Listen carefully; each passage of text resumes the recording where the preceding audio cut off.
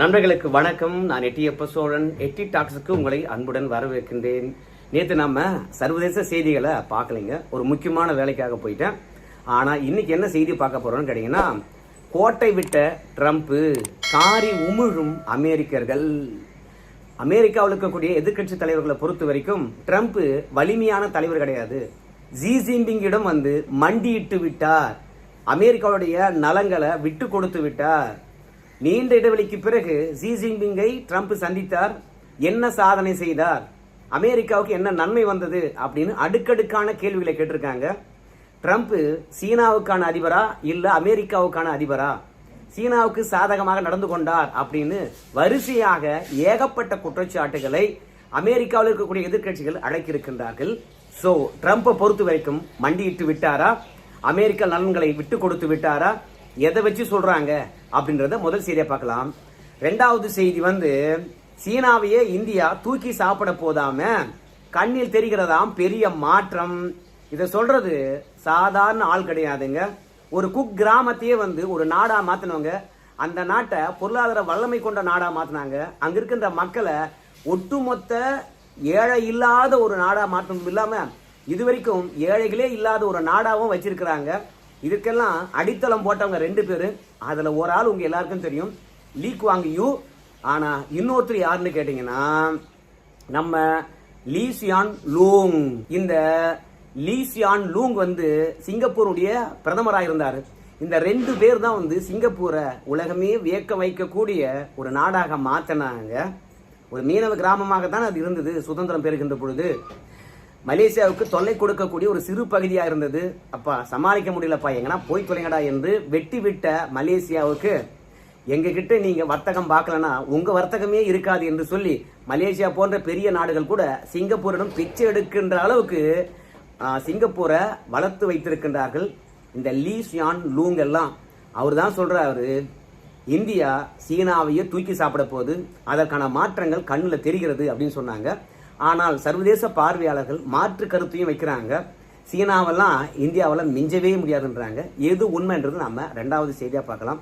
முதல்ல ட்ரம்ப்பை பொறுத்த வரைக்கும் தென்கொரியாவில் ஜி ஜின்பிங் அவர்களை சந்தித்தாரு. அப்படி சந்திக்கின்ற போது பரஸ்பரம் இரு நாட்டினுடைய நலன்களை அடிப்படை வச்சு பேச்சுவார்த்தை நடத்துவாங்க என்ற விஷயமானது எல்லாருக்கும் தெரியும். ஆனா இப்ப ஜி ஜின்பிங்குக்கு நன்மை நடந்திருக்குதா இல்ல ட்ரம்ப்புக்கு நன்மை நடந்திருக்குதா அப்படின்னு பார்க்கும்போது ஜி ஜின்பிங்குக்கு தான் வந்து பாத்தீங்கன்னா பெரிய நன்மையே நடந்திருக்குதுங்க.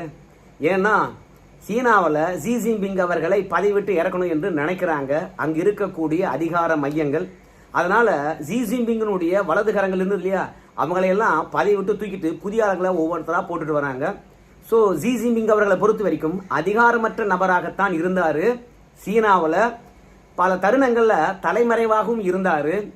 ஆனால் இந்த மாதிரி சர்வதேச தலைவர்கள் எப்போ சீனாவுக்கோ இல்ல முக்கியமான ஒரு அமைப்பு கூட்டத்துக்கோ வருகின்ற போது ஜி ஜின்பிங் அவர்களை பொறுத்த வரைக்கும் தான் ஒரு தவிர்க்க முடியாத ஒரு தலைவர் சீனாவில் அப்படின்னு காட்டிக்கொள்ளும் விதமாக பெரிய தலைவர்கள் எல்லாம் இப்போ தானா முன் வந்து சந்திக்கிறார். அந்த மாதிரி தான் ட்ரம்ப்பே சீன அதிபரை சந்தித்ததன் மூலமாக சீனாவில் ஜி ஜின்பிங்குக்கு இன்னும் அரசியல் செய்வதற்கான வாய்ப்பு இருக்கிறது அப்படி ஒரு நிலையை உருவாக்கி இருக்கின்றார். ஏன்னா ட்ரம்ப்பை பொறுத்த வரைக்கும் ஜி ஜின்பிங் அவர்களை சந்தித்து விட்டு, சீனா ஒரு சிறந்த நாடு, சீனாவிலேயே சிறந்த அதிபர் யாருன்னு கேட்டீங்கன்னா நம்ம ஜி ஜின்பிங் தான். எங்களுக்குள்ள வந்து பாத்தீங்கன்னா நீண்ட கால உறவு இருக்கிறது. அந்த உறவு அற்புதமான உறவு. இன்னும் இந்த உறவை இன்னும் நீண்ட காலத்துக்கு நாங்க எடுத்துக்கிட்டு போவோம் அப்படின்னு சொல்லியிருக்கின்றார். ஆனா உறவு என்றுதான் நம்ம ட்ரம்ப் சொல்லியிருக்கின்றார். எங்களுக்கு ரெண்டு பேருக்கு இடையில நட்பு இருக்குது அப்படின்னு சொல்லவே இல்லை. ரெண்டாவது, ஜி ஜின்பிங்கை பொறுத்த வரைக்கும் வாழ்நாள் முழுவதும் சீன அதிபராக இருக்க வேண்டும் என்று சட்ட திருத்தம் கொண்டு வந்து எல்லாரையும் வாயடைக்க வச்சு சர்வாதிகாரி மாதிரி ஆட்சி செய்து கொண்டிருக்கிற இந்த தருணத்துல சீனாவிலேயே ஜி ஜின்பிங் தாயா சிறந்த ஆட்சியாளர். ஏன்னா அமெரிக்கா போன்ற நாடுகளுக்கே அவரு சிம்ம சொப்பனமாக மாறி நிற்கிறாருன்னா, ஏன்னா இன்னைக்கு அமெரிக்காவும் சீனாவும் சரிசமமாக வந்துடுச்சு. பொருளாதாரத்திலும் சரி, ராணுவ பலத்திலும் சரி, உலக நாடுகளை வழிநடத்துவதிலும் சரி அப்படின்னு ஜி ஜின்பிங் அவர்கள் கட்டமைத்தார் இல்லையா ஒரு பொய் பிம்பம். அதுக்கு ட்ரம்ப் வந்து பாத்தீங்கன்னா உருவம் கொடுக்கிற மாதிரி சீன அதிபரை ஈஸியாக நம்ம பணி வச்சிட முடியுமா, எப்பேற்பட்ட வலிமையான தலைவர் தெரியுமா அப்படின்னு புகழ்வதன் மூலமாக சீனாவில் வந்து ஜி ஜின்பிங்குக்கு இன்னும் ஆட்சி அதிகாரத்தில் பங்கு இருக்குது, அரசியலும் இருக்குது என்பதை நம்ம ட்ரம்ப் உறுதிப்படுத்திட்டு போயிட்டாரு. அதுலயும் சீன அதிபர் ஒரு விஷயத்துல பெருசா வெற்றி பெற்று விட்டார். இப்போ இந்தியாவுக்கு எதிராக ட்ரம்ப் என்ன சொன்னாரு, ஏன்பா உக்ரைன் போரை நிறுத்தணும்பா, அதுக்காக நீங்க ரஷ்யா கிட்ட எண்ணெய் வாங்கக்கூடாது அப்படின்னு சொன்னாரு ட்ரம்ப். நாமளும் எண்ணெயை வந்து குறைச்சிக்கிட்டோம், வெளி மார்க்கெட்ல நம்ம எண்ணெய் வாங்க கிளம்பிட்டோம். நம்ம நாட்டினுடைய எண்ணெய் தேவையை எப்படியாவது பூர்த்தி செய்தாக வேண்டும், எங்கடா எண்ணெய் விலை குறைவா இருக்குன்னு நம்ம நகர்ந்துட்டோம். ஆனா இதே மாதிரியான ஒரு நிலையை சீனாவுக்கும் உருவாக்க வேண்டும், விரைவில் உருவாக்குவேன் அப்படின்னு ட்ரம்ப் சொன்னாரு. எப்படி இந்தியா ரஷ்யா கிட்ட எண்ணெய் வாங்கக்கூடாதுன்னு சொன்னோம், குறைச்சிக்கிச்சோ அதே மாதிரி சீனாவும் வந்து குறைக்க வைக்கணும், அதற்கான வேலையை பார்ப்பேன் அப்படின்னு சொன்னாரு. நேற்று ஜி ஜின்பிங் அவர்களை சந்தித்து விட்டு கூட இந்தியாவுக்கு பாராட்டு தெரிவித்தாரு நம்முடைய ட்ரம்ப். நாங்க இந்தியா கிட்ட கேட்டுக்கிட்டோம் ரஷ்யா கிட்ட எண்ணெய் வாங்கக்கூடாதுன்னு சொன்னோம், ஆனா பாராட்டும்படியாக ரஷ்யா கிட்ட எண்ணெய் வாங்குறத இந்தியா இவ்வளவு விரைவாக குறைத்துக் கொள்ளும் என்று நாங்க நினைக்கவே இல்லை அப்படின்னு சொல்லியிருக்கிறாரு. ஆனால் உக்ரைன் போருக்கு ரஷ்யா கிட்ட எண்ணெய் வாங்குறது தானே காரணம்.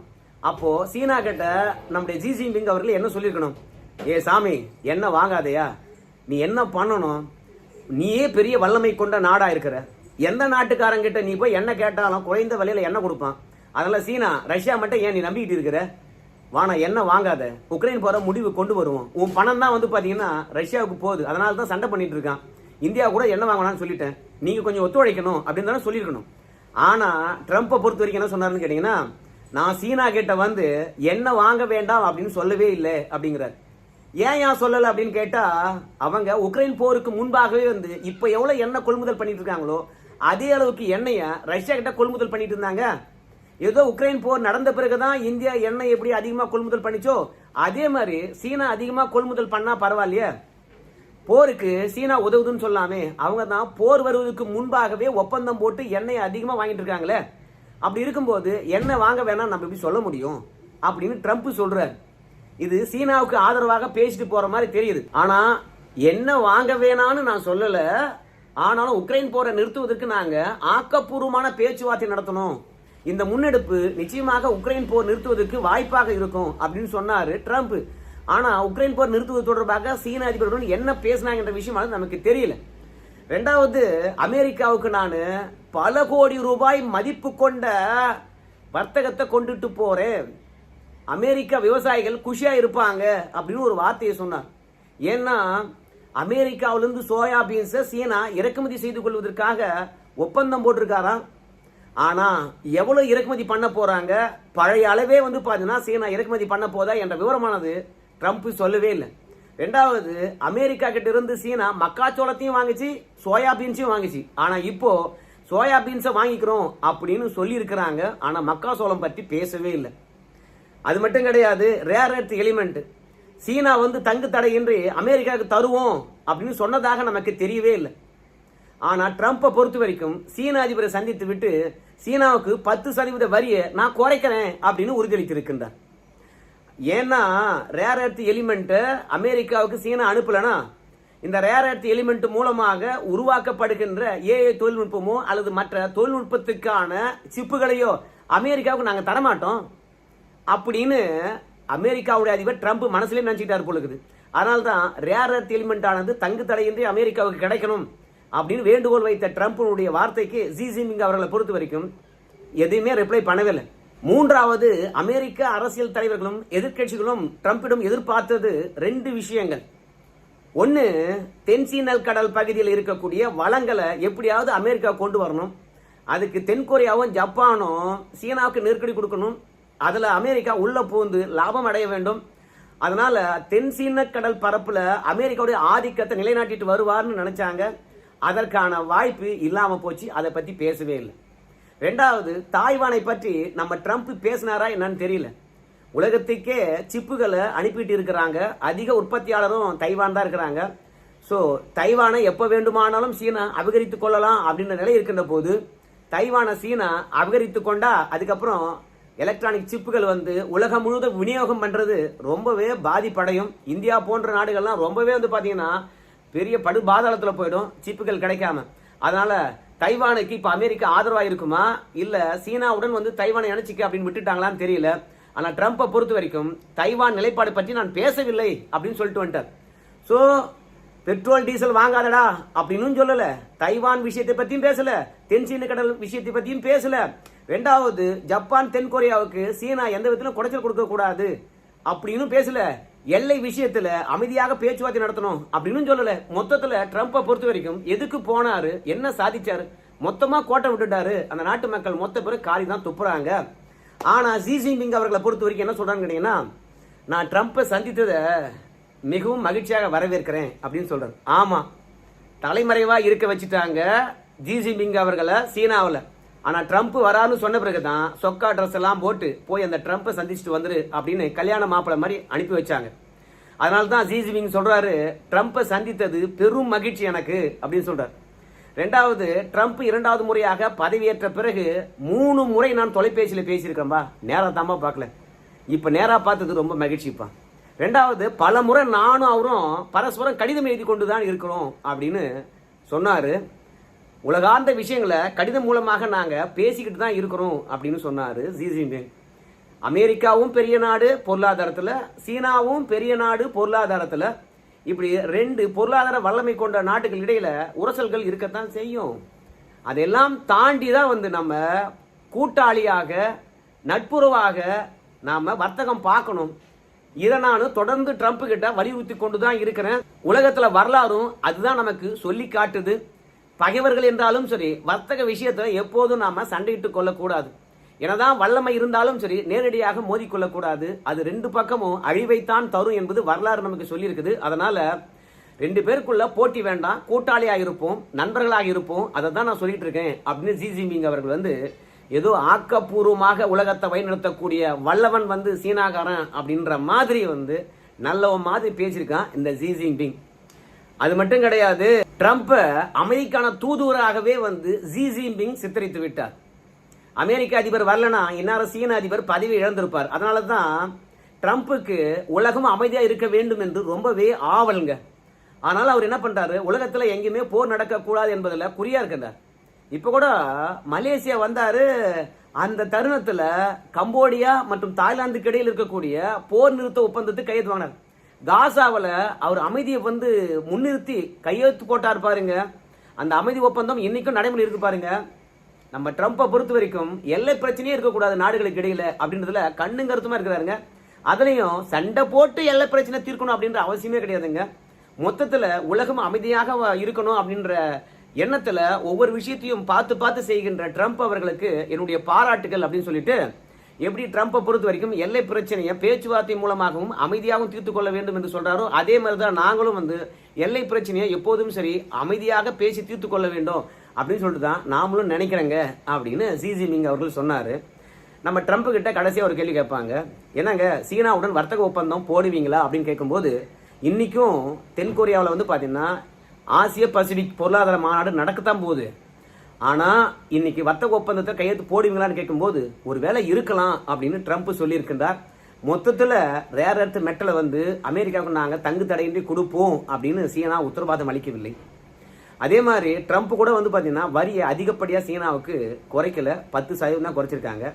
மொத்தத்துல இந்தியா விட சீனாவுக்கு குறைவு என்ற ஒரு இமேஜ் சீன அதிபருக்கு தரலாம். அது மட்டும் இல்ல, சீன அதிபரும் போய் அந்த நாட்டுல இந்தியாவுக்கு 50%, நமக்கு 47% தான் வரி. நம்ம சீனா பாத்தீங்கன்னா அமெரிக்காவுக்கு எதிரி, ஆனா நமக்கு வரி கம்மி. நம்முடைய ஆளுமை பத்தியா, அதே மாதிரி ஜி ஜின்பிங் அரசியல் ராஜதந்திரம் பத்தியா, சாணிக்குத்தனம் பத்தியா, ட்ரம்ப்பையே பணி வச்சுட்டார் பாத்தியா அப்படின்னு ஜி ஜின்பிங் அந்த நாட்டுல பாத்தீங்கன்னா பெருமையா மாத்தட்டிக்கலாம். ஆனா மற்றபடி அமெரிக்காவுக்கு அதிகப்படியான பொருட்களை ஏற்றுமதி பண்றது சீனா தான். ஆனா 47% வரியை கொடுத்து அமெரிக்காவுக்கு ஏகப்பட்ட பொருட்களை ஏற்றி அனுப்புவதனால சீனாவில் இருக்கக்கூடியவங்களுக்கு என்ன லாபம் கிடைக்கும்? குறைந்த அளவு தான் லாபம் கிடைக்கும். ஆனா இந்தியாவை பொறுத்த வரைக்கும் 18% தான் அமெரிக்காவுக்கு ஏற்றுமதி. அதுலயும் இந்தியா பொறுத்த வரைக்கும் வரியை குறைக்கிற வரைக்கும் நாங்க பல்வேறுபட்ட சலுகை தருகின்றோம், மானியம் தருகின்றோம் அப்படின்னு பாத்தீங்கன்னா இந்தியா முதலீட்டாளர்களுக்கு உதவி பின்னணியில நின்று அவங்கள ஊக்குவித்துக் கொண்டிருக்குது. சீனா அந்த மாதிரி கிடையாது. ரெண்டாவது, நம்ம தயாரிக்கின்ற பொருளை நாமளே வாங்கி தின்னுப்பலாம். ஆனா சீனா தயாரிக்கின்ற பொருளை அமெரிக்காவுக்கு ஏற்றுமதி பண்ணித்தான் ஆக வேண்டும். ஏன்னா சீன பொருளாதாரம் ஏற்றுமதி பொருளாதாரம். ஸோ இப்படி சீன பொருளாதாரம் ஏற்றுமதி பொருளாதாரமாக இருப்பதனால இன்னும் வரியை ரொம்பவே குறைச்சிருக்கணும். அதனால ஜி ஜின்பிங்கும் பாத்தீங்கன்னா சீன மக்களுக்காக இந்த சந்திப்பை ஆக்கப்பூர்வமா நடத்தல. அதே மாதிரி ட்ரம்ப் வந்து பாத்தீங்கன்னா அமெரிக்கர்களுக்கு ஆக்கப்பூர்வமா எந்த ஒரு நிகழ்வையும் நிகழ்த்தவில்லை. மொத்தத்துல இரு நாட்டு பெரிய தலைவர்கள் சந்தித்துக் கொண்டார்கள். இந்த சம்பிரதாயத்தினால உலக நாடுகளை பொறுத்த வரைக்கும் கொஞ்சம் மன நிம்மதி அடையலாம். வர்த்தக போர் தொடராது பொழுது ரெண்டு பேரும் சகஜமாக ஒருத்தர் பாராட்டிக்கிட்டாங்க, மகிழ்ச்சியை தெரிவித்துக்கிட்டாங்க. இனிமே சீனா அமெரிக்கம் அமைதியாக இருக்கும்.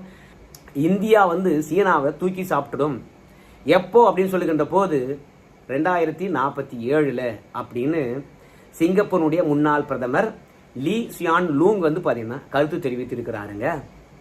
எப்படிடா தூக்கி சாப்பிடும் அப்படின்னு சொல்லுகின்ற போது சீனாவுடைய பொருளாதார வளர்ச்சி இன்றைய நிலைமையில 3 கூட எட்டல, 3% கூட எட்டவில்லை, 2.4% தான் அப்படின்னு சொல்றாங்க. மிஞ்சி போச்சுன்னா சீனாவுடைய பொருளாதார வளர்ச்சி கணிக்கப்பட்டது 4%. ஆனா ஆக்சுவல் வளர்ச்சி வந்து பாத்தீங்கன்னா 2.4%. ஆனா இந்தியாவது வந்து பாத்தீங்கன்னா கணிக்கப்பட்ட பொருளாதார வளர்ச்சி 6.6%. ஆனா வளர்ச்சி அடைந்தது 7.6%.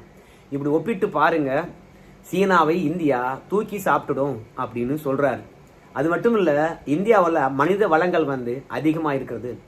மனித வளமானது அதிகமா இருப்பது என்பது பெரிய விஷயம் கிடையாது. சீனாவில் கூட தான் இருக்கிறாங்க. ஆனால் அங்க வயதானவர்கள் இருக்காங்க.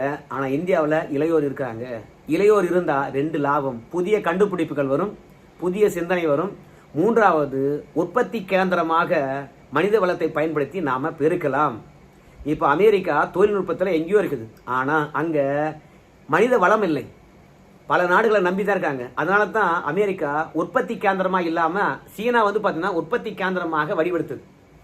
அங்க நிறைய பேர் இளைஞர்கள் இருந்தாங்க ஒரு காலத்துல. ஆனா இப்போ சீனாவில் பிறப்பு விகிதமானது குறைஞ்சு போச்சு. அதனால அங்க உற்பத்தி கேந்திரமானது இப்போ காலி ஆகிட்டு இருக்குது. இப்ப இந்தியா உற்பத்தி கேந்திரமாக இளையோர் பட்டாளத்தை வச்சு உருவெடுத்து கொண்டு வருது. அதனால சீனாவை இந்தியா தூக்கி சாப்பிட்டுரும் அப்படின்னு சிங்கப்பூரை கட்டமைத்த சிங்கப்பூருடைய முன்னாள் பிரதமர் வந்து தெரிவித்திருக்கிறாரு. ஆனா சில பேர்ல என்ன சொல்றாங்க கேட்டீங்கன்னா, இந்தியாவினுடைய பொருளாதாரம் எவ்வளவுன்னு கேட்டீங்கன்னா நம்ம சீனாவுடன் ஒப்பிடுகின்ற போது 4 மடங்கு 5 மடங்கு குறைவா இருக்கு.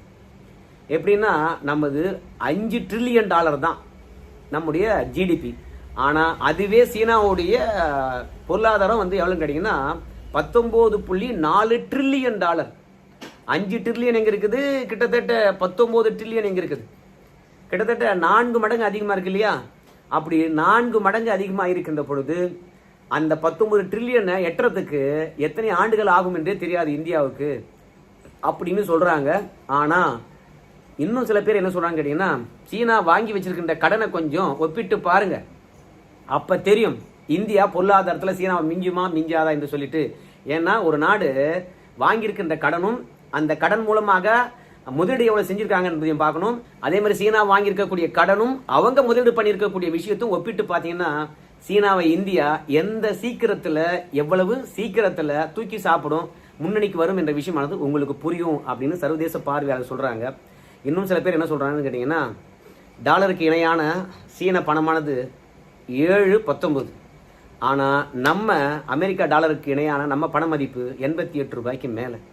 இப்படி எல்லா விதத்திலும் சீனாவை நம்ம எட்டவே முடியாத நிலையில் இருக்கின்ற போது எப்படியா சீனாவை போய் இந்தியா மிஞ்சும் அப்படின்னு கேட்கிறாங்க. உலகத்துல மற்ற எல்லா நாட்டையும் இந்தியா மிஞ்சி விடும். ஆனா சீனாவை மிஞ்சுவது முடியாத காரியம் என்று எல்லாரும் சொல்றாங்க. ஆனா ஒரு நாட்டை பொருளாதார வல்லமை கொண்ட நாடா மாத்தன அனுபவசாலி சொல்றாரு, சீனாவை இந்தியா தூக்கி சாப்பிடும், அதற்கான மாற்றங்களை நான் கண்கூடா பாக்குறேன் என்று அவர் பேசியிருக்கின்றார். அப்படி பேசினவர் வந்து பாத்தீங்கன்னா சீனா வம்சாவளி. அதனால சீனா பற்றி நல்லா தெரியும். அதனால தான் இந்தியா பற்றி அவர் சீனாவுடன் ஒப்பிட்டு சொல்லியிருக்கின்றார். பார்க்கலாம் என்ன நடக்க போகுதுன்னு சொல்லிட்டு. நன்றி நண்பர்களே.